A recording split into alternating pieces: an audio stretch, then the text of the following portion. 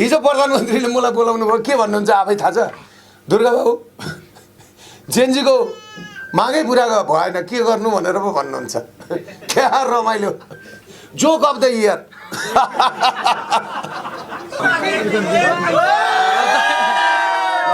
सिंहदरबारमा आगो लगाउँदाखेरि वाउ भनेर हात फैलाउने रक्षाबम आज उसको विभिन्न किसिमको फोटो छाप्छ त्यो सेतो पार्टीको अमित ढकालले। अनलाइन खबरले हेर्नुहोस्, उसले पिसाब फेरेको पनि लेख्छ, उहाँले यति मिलिमिटर पिसाब फेर्नुहुन्छ भनेर। यो जम्मै छन् नि यी कलाकार जति गयो नि अहिले राजसभामा, सबै प्लान्टेड हुन्, सबै राष्ट्रघाती हुन्, सबै अपराधी हुन्, सबै यो देश मारा ज्यान मारा हुन्। यिनीहरू नेता होइन, यिनीहरू लिडर होइन। रवि लामिछाने लिडर होइन, बालेन लिडर होइन, यिनीहरू माफिया हुन्, युरोपियन युनियनका दलाल हुन्, एमसीसी का दलाल हुन् यिनीहरू। म जस्तो प्रधानमन्त्री हो भने 400 मान्थे त नि माटोमुनि हुन्थ्यो, माटोमुनि। यिनीहरू यो भ्रष्टाचारीलाई चाहिँ नि झुन्ड्याएर यिनीहरू मरेपछि यिनीहरूको लास पोल्न दिनु हुँदैन। एउटा म्युजियममा राखेर अब आउने नेतालाई स्टडी गराउनुपर्छ कि नेपालमा भ्रष्ट गर्नेको स्थिति यो है भनेर चिनाउनुपर्छ, अनि मात्रै यो देश बन्छ भन्ने मान्छे चाहिँ म। दुर्गा वर्षको उद्देश्य के हो थाहा छ? 84 को चुनाव 82 मा होइन। जेनजीहरूको माग पनि नि 84 को चुनाव 82 मा होइन। जेनजीहरूको कुरा भनेको यो व्यवस्था परिवर्तन, भ्रष्टाचारीलाई कारबाही। सुशीला म्यामलाई मैले हिजो पनि भने हाम्रा माग पुरा भएनन् भने केपी ओली बा तपाईलाई बाला हटाएर आमा ल्यायो भने साच्चीकै आमा बन्नुहोस्। संसारमा बच्चा नजन्माइकन पनि आमा भएका छन् नि, मदर टेरेसा नि, बच्चा नजन्माइकन आमा भइन् नि संसारकी, तपाईँ नेपालकी आमा बन्नुहोस् भन्ने मान्छे चाहिँ म हो। हिजो सेप्टेम्बर 3 मा मैले एउटा स्टाटस लेखेको थिएँ, रवि बालेन र कुलमान एक ठाउँमै आउँछन्, यसरी सेप्टेम्बर 8 र 9 मा घटना हुँदैछ भनेर मैले लेखेको थिएँ। र जेनजी बच्चाहरूलाई प्रयोग गरिन्छ। जेनजीको आन्दोलन पवित्र थियो, मैले भनेको थिएँ पवित्र थियो। र सायद मिराज भाइ यहाँ हुनुहुँदैन होला, मलाई नआउनु भनेर मिराज भाइले नै भनेको। म जेनजीको नेतृत्व गर्न म जान्छु भनेर भन्दाखेरि, किनभने जेनजीको आन्दोलन भनेको पवित्र थियो। किन पवित्र थियो भने जेनजीले उठाएको मुद्दा मैले 3 वर्ष अगाडिदेखि उठाएर म 8 महिना जेल बसिसकेको थिएँ। जेनजीको मुद्दा भनेको भ्रष्टाचार, सुशासन र सोसियल मिडियामाथिको प्रतिबन्ध फुक्वा। सोसियल मिडियामाथिको प्रतिबन्ध त फुक्वा भयो, भ्रष्टाचारीलाई मैले केपी ओलीको कम्बोडियाको फाइल ल्याएर खोलेको दिन भोलिपल्ट मलाई पक्रेर लगेर थुनेको हो नि। सबैभन्दा आगोको ज्वाला जस्तो भएर भ्रष्टाचारको विरुद्धमा उभिएको त दुर्गा प्रसाई हो नि। किन उभियो भन्दाखेरि उ यस्ता बच्चाहरूले आज औषधि उपचार ओखती खान नपाएर मर्नु परेको छ। यो बच्चाहरूले है, यो बच्चाहरूले।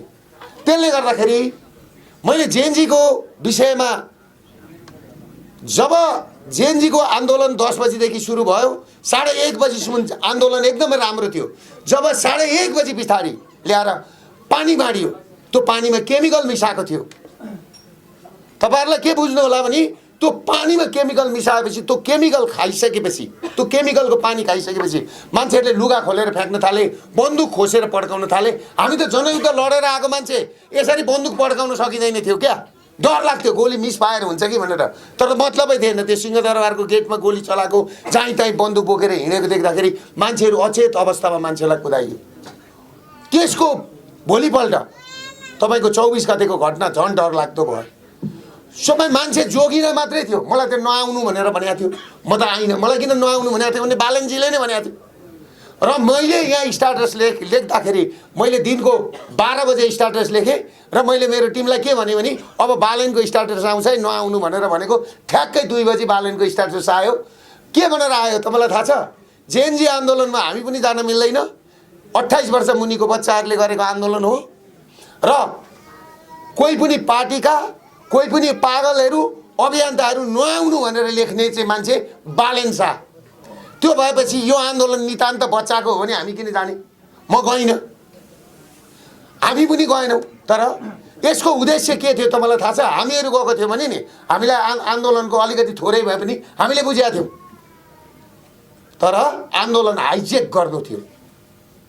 र 24 गते पछाडि के भयो भन्दाखेरि आन्दोलन त हाइजेक भयो। त्यस पछाडि फरमान भयो बन्द कोठाबाट आर्मी चिफलाई भेट्नु भनेर। अनि त्यस पछाडि मलाई पनि आर्मी चिफले तपाईहरुलाई जेनजीको अभियन्ताहरूलाई बोलाउनुभन्दा पहिला मलाई बोलाएको। राति 11 बजी राति मलाई फोन आएको थियो आर्मी चिफको, दुर्गाजी तपाईँ आइदिनु पर्यो भनेर। म राति आउँदिनँ, भोलि बिहान आउँछु भनेर म 8:30 बजी मलाई आर्मी चिफले गाडी लिन पठाएको थियो। 2टा गाडीले मलाई स्कटिङ गरेर लिएर जानुभयो। लिएर जाँदाखेरि हेर्नुहोस्, संविधान त त्यही दिन सकिएको थियो। मलाई लगेर राखेको ठाउँमा त राष्ट्रपतिको फोटो हुनु पर्दैन नि, पृथ्वीनारायण शाहको फोटो थियो। त्यही दिन संविधान सकिएको थियो। कुरा भन्नुभयो। त्यतिखेर मलाई चाहिँ नि आर्मी जङ्गी अड्डामा आर्मी चिफले के भन्नुभयो नि, म यतिकै साधारण सिटमा बस्न खोज्दाखेरि नेपालको झन्डा र पृथ्वीनारायण शाहको फोटो भएको ठाउँमा उहाँले दुर्गाजी तपाईँ बस्ने ठाउँ यहाँ हो भनेर भन्दाखेरि उहाँले मलाई त्यतिखेर प्रधानमन्त्रीको प्रेजेन्टेसन प्रधानमन्त्रीको रूपमा प्रोजेक्सन गरेको थियो। र उहाँ यतापट्टि जङ्गी अड्डाको जङ्गी झन्डामा बस्नु भएको थियो। त्यो फोटो तपाईँहरूले हेर्नुभयो होला। त्यस पछाडि मलाई उहाँले के भन्नुभयो भने, दुर्गाजी यो आन्दोलनको सबैभन्दा ठुलो स्टेक होल्डर तपाईँ हो। किनभने 79 साल फागुन 1 गते पानसमा महाराज धिराजबाट पानसमा दियो बालेर आन्दोलन भ्रष्टाचार विरुद्धको र सर्वहारा वर्ग भुइँ मान्छे जस्तो मैले आन्दोलन उठाइराख्दाखेरि यो देशमा ब्याङ्कको ब्याज 18% थियो। मान्छेहरू तडपेर रोएर हिँडिरहेको थिए। लघुवित्त र सहकारीको ब्याज 28% थियो। घरमा महिलाहरू बस्ने स्थिति थिएन। डोरी लिएर चाहिँ नि जङ्गलमा गएर महिलाहरू बस्ने स्थिति थियो। आज हो कि होइन? त्यसको विरुद्ध म बोल्दाखेरि आज ब्याङ्कको ब्याज 6% मा आयो। लघुवित्त र सहकारीको कारणले आज चेलीबेटीहरूले झुन्निएर मर्नु परेको थिएन। मैले हरेक नेताहरूको पैसा, प्रचण्डको 2600 करोड रुपियाँ दुबईमा छ, शेरबहादुर देउबाको पैसा दुबईमा 4000 करोड छ, अमेरिकामा 6000 करोड छ, क्याम्बोडियामा एक्जिटा छ नि, एक्जिटा यो सबै एक्जिटा एनसिएल नेपालको छ नि, यो 3जना नेताको हो। यो कुरो मलाई थाहा छ। गोकर्ण रिसोर्ट कसको हो तपाईँहरूले बुझ्नु भएको छ? हिमालयन एयर कसको? त्यो सबै मलाई थाहा छ। यो देशमा बिक्न मात्रै बाँकी भनेको नि एउटा राजदरबार, त्यो पनि बेचिसकेको थियो। हेलिकप्टर क्रास भएर आङछिरिङ मरे, नभए भोलिपल्ट सम्झौता हुँदै थियो 100 वर्षलाई। राजदरबारमा 5 स्टार होटल खोल्न त यति ग्रुपले लिइसकेको थियो। यति ग्रुप भनेकै केपी शर्मा ओली हो। यति ग्रुप भनेकै राजेश भट्टाचार्य हो। यति ग्रुप भनेकै विष्णु रिमाल हो। यति ग्रुप भनेकै शङ्कर पोखरेल हो। यति ग्रुप भनेकै एमाले हो। बुझ्नुभयो अब तपाईँहरूले? यो कुरो मैले उठाएँ र यो कुरो मैले उठाइराख्दाखेरि मैले कति पीडा हन्डर खाएको छु। यिनीहरूको युवा सङ्घसँग म उभि लडेँ। एमालेसँग उभि लडेर यिनीहरूलाई मैले सिद्ध्याउने बाटोमा लगाएको थिएँ। जब जेनजी आन्दोलन आइसकेपछि अब त राम्रो हुन्छ होला भनेर भनेको त्यो स्थितिमा पुग्यो। हेर्नुहोस्, हो कि होइन? नेताहरूको घरमा, शेरबहादुर देउबाको घरमा 2 खर्ब पैसामा आगो लागेको हो। 2 अर्बमा होइन, 2 खर्बमा। कुरो बुझ्नुभयो? प्रचण्डको छोरीको घरमा करिब 1 अर्ब रुपियाँ डर्यो। 2 लाख भन्छन्। 40 लाख डलर थियो त्यहाँ शेरबहादुर देउबाको घरमा। 40 लाख डलर मात्रै। यिनीहरूको लगानी गर्ने ठाउँ नभएर। हेर्नुहोस्, अनि नेपालीको छोरा बच्चालाई आज भिख माग्नु परेको छ दबाई गर्नलाई। मैले यो स्थितिको अन्त्य हुनुपर्छ भनेर म पनि एउटा कुरो, म बौला होइन नि, मेरो एउटा साम्राज्य थियो झापामा। मेडिकल कलेज थियो, क्यान्सर हस्पिटल थियो, स्कुल थियो, छोराछोरी सबै डक्टर थिए। मैले यो अभियानमा लाग्दाखेरि तपाईँहरूलाई म भन्छु, जेनजी भाइ बहिनीहरूलाई, मेरो छोरी बाहिरबाट पढेर आएको छोरीलाई एयरपोर्टमा हातकडी लागेको छ। हातकडी, डक्टर पढेर आएको छोरीलाई कति पीडा भएको होला। मेरो श्रीमतीलाई हातकडी, मेरो छोरा डक्टरलाई हातकडी लागेको छ। कुरा भन्नुभयो? मेरो श्रीमती आज दिन प्रतिदिन रिन्छन् त्यो सम्झेर। म यिनीहरूलाई घरबाट पाटाको डोरीले पछाडिपट्टिबाट बाँधेर बाटोबाट जनतालाई थुक्दै ल्याएर यहाँ तुन्ने थिएँ। त्यो तागत दुर्गा प्रसाईसँग थियो, त्यो मुटु दुर्गा प्रसाईसँग थियो, त्यो दिमाग थियो दुर्गा प्रसाईसँग, त्यो गिदी थियो यहाँ। कुरा भन्नुभयो? तर आज के भयो? आज के 84 को चुनाव 82 मा गर्नलाई यत्रो 75 बच्चाको कत्लेआम गराइयो। यो दुईटै पक्ष जिम्मेवार छ। यो सिंहदरबारमा आगो लगाउने पक्ष बालेन्द्र शाह, रवि लामी छानेहरू, आज कुलमानेहरू, एमसीसी ग्रुप पनि जति जिम्मेवार छ, केपी ओली पनि त्यति नै जिम्मेवार हुन्। कुरा भन्नुभयो के? यहाँ बोल्न डराउँछन्। जब प्रधानमन्त्रीको मलाई अफर आइसकेपछि बाहिर के भयो थाहा छ? मैले आर्मी चिफज्यूलाई भने मैले तपाईँलाई सत्य कुरा भन्छु। भोलि के हुन्छ मलाई थाहा छैन, तर मैले सत्य बोल्नुपर्छ। यो चिज भनेको रेकर्डेड हुन्छ।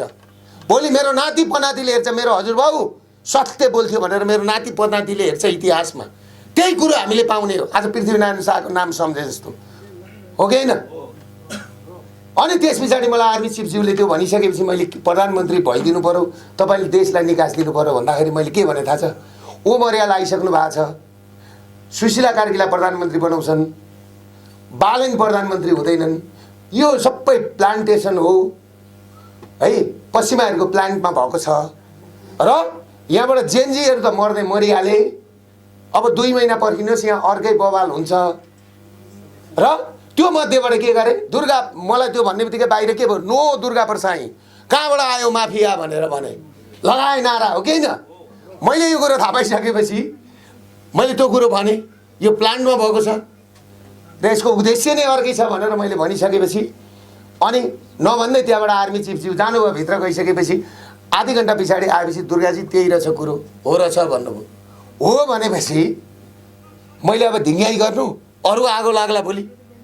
त्यो पछाडि मैले बाहिर निस्केर बालेन भए पनि सुशीला कार्की भए पनि जो भए पनि देशलाई निकास दियोस् भनेर मैले फेसबुकमा स्ट्याटस हालेर म घरमा आएर बसेँ।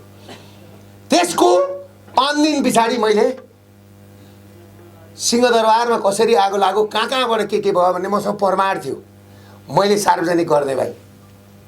त्यो सार्वजनिक गरिसकेपछि अनि सौरभ दाईले लुसिफर भनेर बालेनलाई भन्नुभयो। नभए बालेनलाई कसैले एट्याक गर्न सकेको थिएन। बालेनलाई एट्याक गर्ने मान्छे दुर्गा प्रसाई हो। जसरी केपीओललाई एट्याक गरेको थियो नि, भुइँमा ल्याएको थियो नि, बालेनलाई आज त्यो ठाउँमा पुर्याएको। र यिनीहरूको डरलाग्दो प्लान थियो, छ अझै छ। र मैले के भनेको थियो? एक दिन जेएनजी र दुर्गा प्रसाई एक ठाउँमा आउनुपर्छ भनेको थियो कि थिएन? मैले थियो कि थिएन? म माता दुर्गाको भक्त हुँ। यो पशुपतिको देश हो कि होइन? हामी बाँचेका छौँ, अर्काले मार्न नचाहेर मात्रै हो भाइ। नभए हामी भगवान् पशुपतिनाथमा त्यो हाम्रो सहारा, अरू कुरा कोही छैन। यति कुरा बुझ्नुहोस्। अब त्यस पछाडि कुरा के भयो? प्रधानमन्त्रीले मलाई वार्तामा बोलाउनु भयो। वार्तामा बोलाइसकेपछि कुरो के भयो भन्दाखेरि मैले मेरा माग लगेर राखेँ। मैले के भनेको छु भने मलाई दोस्रो देखाएँ। तेस्रो जेएनजी अपरेसन भनेर यहाँ बानेश्वरमा खोलेको थियो। यो कसैलाई थाहा छैन। लड्ने त लडिहाल्यो, मर्ने त मरिहाल्यो। तपाईँहरूलाई केही थाहा छैन। बुझेको त मैले थिएँ नि त है। मैले त्यो हेलिकप्टरबाट भाग्दै गरेको भाइ। त्यो भिडियो एक दिनमा 8 करोड मान्छेले हेरेछ नि। आनन्द हाम्रो जोशी यहीँ छन् होइन भाइ? 8 करोड मान्छेले हेरेछन्। त्यो हेरिसकेपछि मलाई त्यही दिन राति 12 बजी पुलिसले पक्रेर लग्यो। पुलिसले पक्रेर लगिसकेपछि त्यहाँ प्रहरी परिसरभित्र हेर्छु त जम्मै बच्चा ल्याएर थुनेको छ यार, जेएनजीका बच्चा। मलाई त यति रिस उठेर आयो कि यो के गरेको यो बच्चाहरूलाई। भाइ चाकमा पेट्रोल हालेको थियो एउटा बच्चालाई। त्यहाँको पुलिसले खन्चाङ गरेर हिँड्थ्यो। यति कुटेको छ नि त्यहाँको बच्चाहरूलाई। अनि मैले निस्केर जब आइसकेपछि मलाई वार्तामा बोलाएपछि मैले हाम्रो अभियानको उसमा मागमा 23 र 24 गतेको कत्लेआम गर्नेलाई पक्रिन छोडेर तपाईँहरूले बच्चालाई किन पक्रेको? यो बच्चालाई तपाईँहरूले छोड्नुहोस् भनेर माग मैले राखेको थिएँ। कसैले पनि राखेको थिएन। र त्यो मध्येबाट हेर्नुहोस्, त्यो मध्येबाट सुन्नुहोस् कुरो के गरियो? फिल्टर गरियो। अब मिसन प्लान्टेसन हो नि त। त्यो मध्येबाट जेएनजीको नेतृत्व गर्ने कसलाई निकालियो? रक्षा बमलाई। प्लान्टेड हो नि। ऊ अहिले पनि आफू के भन्छ भने अमेरिकन युथ काउन्सिलको मेम्बर हुँ भन्छन् ती बहिनीले। अनि ऊ मिलाउन गएको छ भनेपछि त सिधा प्रत्यक्ष रूपमा यहाँ अमेरिका आयो होइन? अब त कुहिरै नै चाहिँदैन नि त। कपाल सेतो, छाला सेतो, कपाल सेतो, आँखा कुहिरो चाहिँदैन नि त। कालो भए पनि पुग्छ नि त। पुग्दो रहेछ होइन? सिधा आयो होइन? अहिले आयो। र मैले के भनेको थियो? कुलमान बालेन रवि एक ठाउँमा आउँछन्। त्यति मात्रै होइन, बाबुराम भट्टराई आफ्नो छोरीको अस्तित्वको लागि कुदिरहेछ। देशको अस्तित्व सकेर बाबुराम भट्टराई हेर्नुहोस्, यस्ता डक्टरेट गरे मान्छे, यस्ता अपवित्र मान्छे। राजा वीरेन्द्रको हत्यामा नि भाइ सबैभन्दा ठुलो हातै बाबुराम भट्टराईहरूको टिमको छ। त्यतिखेर बुझ्नुभयो? राजा वीरेन्द्रलाई नमारेको थियो भने यो देशबाट हिन्दू राष्ट्र पनि जाँदैन थियो, संहिता पनि आउँदैन थियो। त्यति पपुलर, तपाईँहरूलाई त थाहा छैन, हामीलाई थाहा छ राजा वीरेन्द्र भनेको त्यति पपुलर राजा हुनुहुन्थ्यो है। भनेपछि आज आफ्नो छोरीको भविष्यको लागि, देशको भविष्य र यत्रो युवाहरूको भविष्य अन्धकारमा लाँदैछ बाबुराम भट्टराईले। बुझ्नुभयो? अन्धकारमा लाँदैछ। त्यसले गर्दाखेरि म के भन्न चाहन्छु भने, म तपाईँहरूलाई मैले पटक पटक भनेको छु, म आजसम्म जेएनजीको, किनभने यसरी उचालेको छ जेएनजीलाई दुर्गा प्रसाद भनेको माफिया भनेर म जान पनि सकिनँ। मलाई जान मन लाग्थ्यो, सहयोग गर्न मन लाग्थ्यो। तपाईँलाई एउटा कुरो, जेएनजी आन्दोलन हुँदाखेरि सबैभन्दा क्षति बिहोरेको मैले 5 करोड कि 6 करोडको उपचार मैले फ्री गरेको झापामा। 190 जना कि 170 जनाको फ्री उपचार गरेर मैले पठाएँ। त्यो बाँसुरी पार्टी खोलेको छ नि एकजना भाइले, के समथिङ परियार, राजेश पोर्तेल, उसको खुट्टा मेरैमा ऊ भएको, हाम्रै हस्पिटलमा भएको, अपरेसन गरेको। त्यसले गर्दाखेरि आज हजारौँ घाइते भए, हो कि होइन? 75-80 जना मरेर गए, 82-85 खरबको सम्पत्ति ध्वस्त। रिजल्ट आयो सुन्ने। हिजो प्रधानमन्त्रीले मलाई बोलाउनु भयो, के भन्नुहुन्छ आफै थाहा छ? दुर्गा बाबु, जेएनजीको मागै पुरा भएन, के गर्नु भनेर पो भन्नुहुन्छ। क्या रमाइलो, जोक अफ द इयर। हो कि होइन? के हो भाइ? आफै मैले उहाँलाई के भने, अस्ति बसमा वार्तामा गएका साथीहरू यहाँ छन्, मैले थरथर कमाइदिएको। यो कुर्सी भनेको एक्जिक्युटिभ पावर एक्सर्साइज गरेर आफै पावर निकाल्ने कुर्सी हो। कसैले आर दिँदैन। पाता फर्काएर ल्याउनुहोस् त, दुर्गा प्रसाद तपाईँको साथमा छ। छैन, हाम्रो त त्यो धनु छैन दुर्गा बाबु। घरमा आगो लगाइहाल्छ नि, सक्यो कुरो।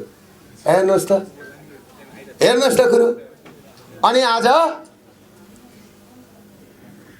उनीहरूले प्लान्टेड गरेर के गरे?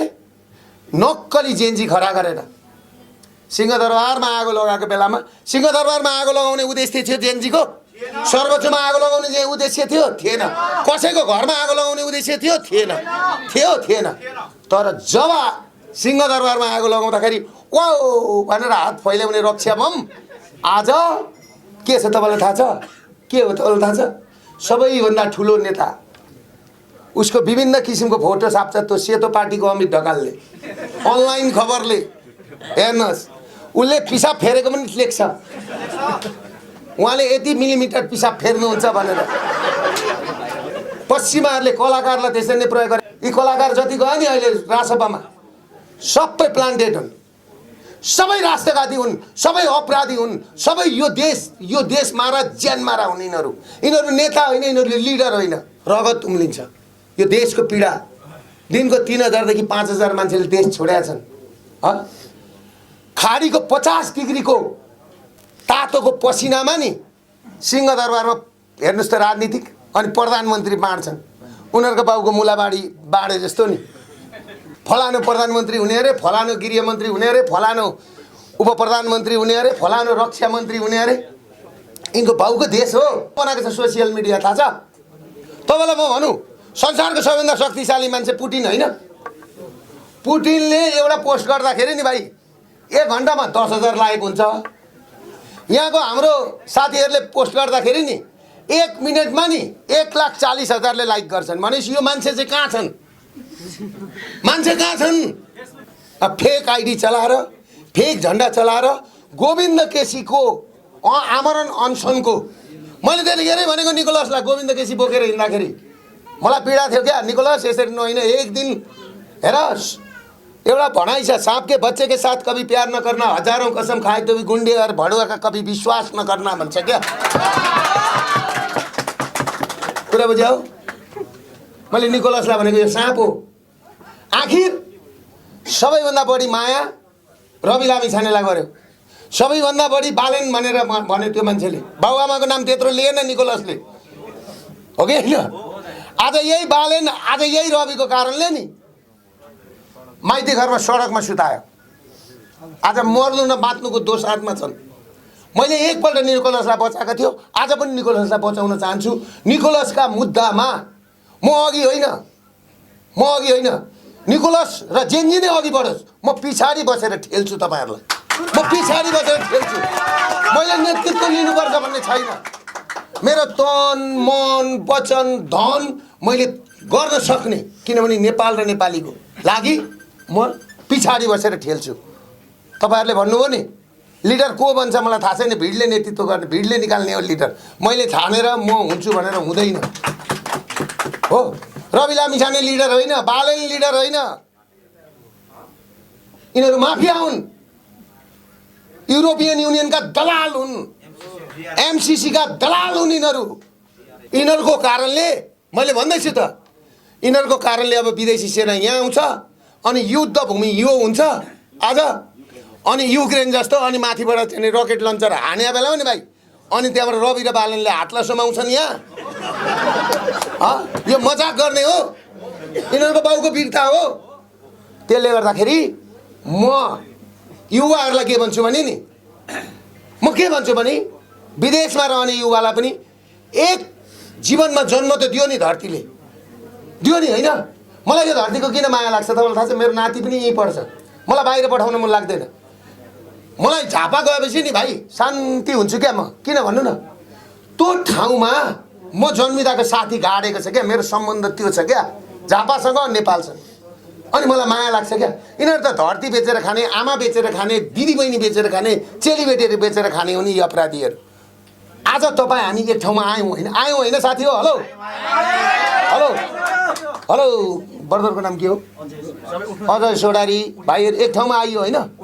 आजदेखि साथ दिने हो नि होइन? होइन तपाईँहरूले मलाई साथ दिने हो नि, उठ्नुहोस् न। दिने कि नदिने? म तपाईँलाई एउटा कुरा भन्छु, दिने होइन? म तपाईँहरूलाई साथ दिन्छु, तपाईँहरू मलाई दिने हो नि त? तपाईँहरू मदेखि मुनि बस्नु परेन, तपाईँहरूकै मुनि म बसौँला। मलाई आपत्तिको कुरो होइन, मलाई आपत्तिको कुरो होइन। भोलिको वार्तामा तपाईँहरूको तर्फबाट दुईजना हिँड्नुहोस्, मलाई वार्तामा बोलाएको छ हो, हिँड्नुहोस्। हिजोसम्म बसौँ माइती घर मण्डलामा। हिजो म नगइन्जेलसम्म तपाईँहरूलाई डर त्रास थियो होइन? हिजोदेखि डर त्रास हरायो नि त, हरायो होइन? त्यसले गर्दाखेरि दुर्गा प्रसाद जीवितै छ। तपाईँहरूको मैले गर्नुपर्ने ठाउँमा संरक्षण गर्छु। मैले एउटा कुरा भने नि, यिनीहरूले तपाईँहरूलाई चलाएछन् भने नि यिनीहरू सुतेको ठाउँमा हुँदैनन्। त्यो तागत हामीसँग छ, त्यो तागत हामीसँग छ। म भन्छु नि हामी बोर्डरमा बसेको मान्छे हो क्या, साम दाम दण्ड भेद लाउन आउँछ क्या। कुरा बुझ्नु भएन? ऊ भाइ पनि बोर्डरमै बसेको हो नि होइन? त्यसले गर्दाखेरि म तपाईँहरूलाई एउटा कुरा के भन्छु भने तपाईँहरूको साथमा दुर्गा प्रसाद छ। तपाईँ हामी एक भएर अगाडि बढौँ होइन? म तपाईँलाई सबैभन्दा ठुलो अनुरोध गर्छु। आज मैले पटक भनेको छु, तपाईँले आजकै मितिदेखि राप्रपा भन्ने पार्टी परित्याग गर्नुहोस्, साँच्चै जेन्जी बन्नुहोस्। तपाईँको भविष्य छ, हेर्नुहोस् कत्रो निधार छ, टल्केको निधार। तपाईँको भविष्य छ। वास्तविक जेन्जी नै हो नि उहाँ। मैले जनमत सङ्ग्रहको कुरो उठाएँ भाइ, सुन्नुहोस्। जनमत सङ्ग्रहको कुरो उठाएँ, संहिताको कुरो। हामीलाई प्रदेश चाहिएको होइन नि। हिन्दू धर्मनीति 2062-63 को म्यान्डेटमा को के थियो भन्दाखेरि धर्मनिरपेक्ष थिएन, संहिता प्रदेश थिएन। यो त विदेशीहरूले उ गरिदिएको राज संस्था हटाउने थिएन।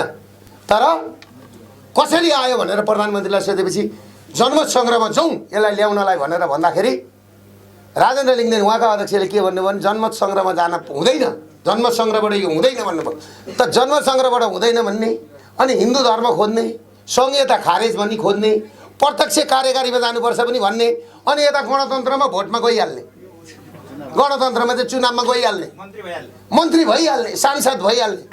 तर दुर्गा प्रसाद पनि नि गएको थियो भने गफ गरेको होइन 50 सिट ल्याउँथ्यो मधेस त मेरै हो नि त लघुवित्त पीडित सहकारी पीडित जम्मै घर मधेस सोधौँ न ऊ हाम्रो भाइलाई हेलो भाइ हो कि होइन ऊ भाइहरूको गाउँमा रौतहटमा मलाई हात्तीले माला लगाइदिएको हो कि होइन आउँथ्यो भोट तर दुर्गा प्रसाद चुनावमा गएन किनभने दुर्गा प्रसादको उद्देश्य के हो थाहा छ 84 को चुनाव 82 मा होइन जेएनजीहरूको माग पनि नि 84 को चुनाव 82 मा होइन जेएनजीहरूको कुरा भनेको यो व्यवस्था परिवर्तन भ्रष्टाचारीलाई कारबाही त्यही होइन गुरु त्यही होइन त्यसले गर्दाखेरि अब तपाईहरु हामी एक भएर अघि बढौँ बीचमा धोका नहोस् हाम्रो एकजना लेलिन भाइ हुनुहुन्छ यहाँ कता हुनुहुन्छ लेलिन भाइ हेलो लेलिन तपाई पनि अब साच्चै युवा भएर हेर्नुस् जनयुद्ध लड्नुभयो कहाँ जानुभयो मुद्दा हाल्नुभयो बिचरा ऊ चाहिँ प्रचण्डसँग प्रचण्ड रोइहाल्दो रहेछ अनि चुप लागेको रहेछ पछि बस्दो रहेछ हाम्रो सुरेश सिंह होइन के सिंह सुनिल सिंह होइन अनि हो अब हामी एक भएर अझै मलाई हप्काउँछ सुनिल सिंह नि के भन्छ थाहा छ भाइ भाइ तपाईँ हामीलाई यस्तो परेको बेलामा उ गर्ने छोड्ने ए बाबा तिमीहरू वातावरण बनाऊ न दुर्गा प्रसाद जतिखेर पनि राति 12 बजी पनि आउँछ म त तपाईँहरूकै हो त भने हो कि होइन त्यसले गर्दाखेरि तपाईँ हामी एक भएर छौँ र हाम्रा माग पुरा भएनन् भने म भन्दैछु सुशीला मेमलाई मैले हिजो पनि भने जेएनजीका माग पुरा गर्नुहोस् हाम्रा माग पुरा गर्नुहोस् चुनाव मङ्सिरमा सारौँ सुन्नुहोस् न कुरो चुनाव मङ्सिरमा सारौँ हाम्रा माग पुरा गर्नुहोस् अनि हामी पनि चुनावमा जान्छौँ अर्को मङ्सिरमा सारौँ तपाईँ केपी ओली बा तपाईँलाई बाला हटाएर आमा ल्यायो भने साँच्चीकै आमा बन्नुहोस् संसारमा बच्चा नजन्माइकन पनि आमा भएका छन् नि मदर टेरेसा नि बच्चा नजन्माइकन आमा भइन् नि संसारकी तपाईँ नेपालकी आमा बन्नुहोस् भन्ने मान्छे चाहिँ म हो हिजो र मलाई एउटा बुद्धको फोटो दिएर के भन्नुभएको छ भने तपाईँका माग हामी पुरा गर्छौँ बिहिबार 1 बजी आउनु भनेर भनेको छ तपाईँहरू पनि जेएनजीको तर्फबाट मसँग 2 जना हिँड्नुहोस् है को जानुहुन्छ है हामी राख्छौँ कुरा माग सफल भए ओके माग सफल भएनन् भने पनि ओके छँदैछ हाम्रो हो कि जानु ओके र हाम्रा माग पुरा भएनन् भने म उहाँहरूलाई के भन्छु भने नि तपाईँहरू चुनाव गर्न सक्नु हुँदैन सक्नु हुँदैन यो कुरामा क्लियर हुनु भोलि हामीलाई त्यो दिनु पर्यो हाम्रो के अरे विजय के अरे भतिज जेएनजी उताको अजय के अरे अजय होइन उहाँ हाम्रो भाइ जितेन्द्र होइन उताको प्रधानमन्त्रीकोमा सबै उ गर्ने लाक्पा खेल्ने हो कि होइन त्यसले गर्दाखेरि त्यो भन्दै अब हामी निकोलस भाइलाई भेट्न एकपल्ट वीर हस्पिटल जान्छौँ भेटेर भरिसके चाहिँ मेरो भनाइ के हो भन्दाखेरि बिचरा गोविन्द केसी चाहिँ नि के थाहा छ 26 दिन अनसन बसेर नि भाइ अनि टिचिङबाट फुत्त उठेर माइती घर मण्डलमा आएर भाषण गर्थ्यो डिप लगाएर अनसन बस्थ्यो उसको है हो ऊ चाहिँ साँच्चै अनसन बसेछ क्या निकोलस चाहिँ सोझो राति मह र दुध खान्थ्यो गोविन्द केसीले मह र दुध खुवाउने भनेको गोविन्द केसीको जगमा आएको हो नि त यो सबै हो कि होइन आज बुझेँ नि बुझेँ होइन भने गोविन्द केसीको जगमा कस्तो चिज बनेको रहेछ त्यसले गर्दाखेरि योभन्दा ठुलो लडाइँ अझै लड्न बाँकी छ हिम्मत नहार्नुहोस् त्यसले गर्दाखेरि अब म यहाँबाट निस्केर हामी यहाँबाट निस्केर वीरहरूलाई भेट्छौँ र भोलिको वार्ताको लागि को जाने हो त्यो पनि तयारी गर्नुहोस् भन्दै अब हामी एक भयौँ होइन धोका हुँदैन नि फेरि होइन त्यो लेलिन भाइलाई चाहिँ बोलाउन यहाँ लेलिनबाट चाहिँ धोका हुन्छ क्या हेलो लेलिन भाइ क्या